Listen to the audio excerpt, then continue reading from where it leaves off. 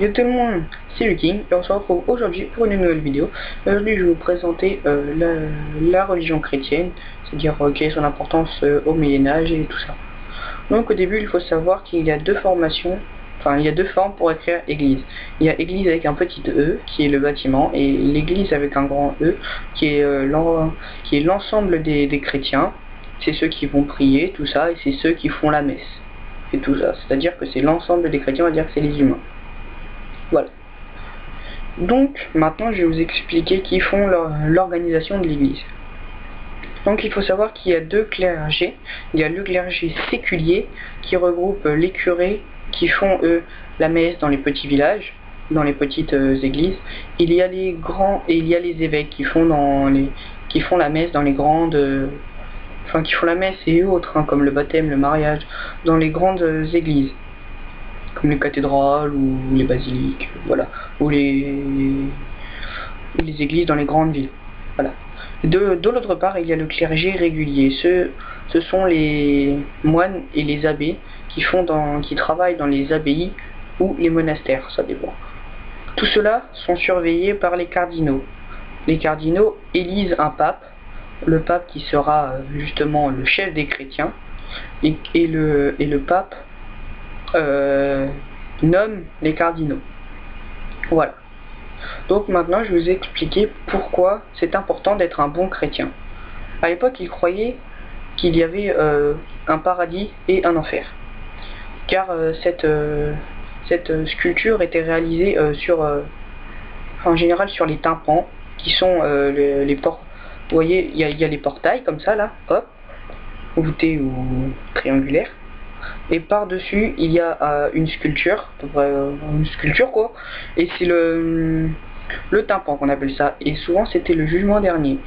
Donc voilà, il y avait Jésus qui dit si l'âme est plus lourde qu'une plume, cette personne va aux enfers car elle a péché, tout ça, et si elle est plus légère, elle va au paradis.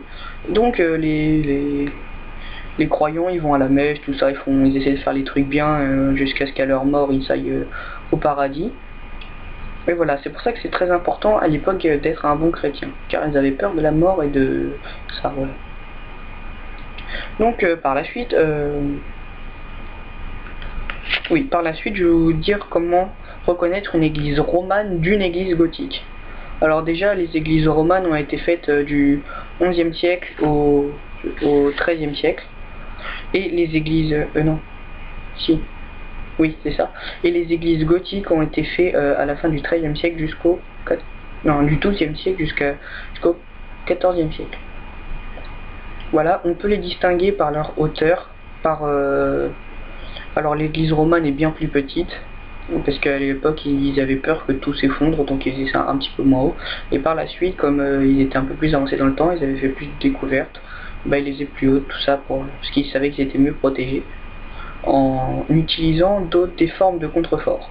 Alors il y a les contreforts d'églises romanes, donc ils sont comme ça, à peu près comme ça, et les églises gothiques qui ont des contreforts à peu près comme ça, avec un arc voûté au bout. En fait, ils sont un peu plus comme ça. Voilà, donc de cette manière, ils pouvaient monter plus haut et atteindre, comme ils le croient, être plus proche de Dieu. Voilà. Après, on peut les distinguer grâce à leurs vitraux. Les églises gothiques ont plus de vitraux, car comme ça, ils sont plus éclairés et plus c'est mieux, tout simplement. Et les églises romanes ont beaucoup plus de sculptures, mais ils sont beaucoup moins de vitraux parce que au début ils comptaient faire des ouvertures, mais au fur et à mesure ils les bouchent. Donc voilà. Donc voilà, c'est fini pour cette vidéo, et si vous les aimez bien, et lâchez mettez un j'aime, mettez un petit commentaire, et abonnez-vous. Sinon je vous dis bye bye.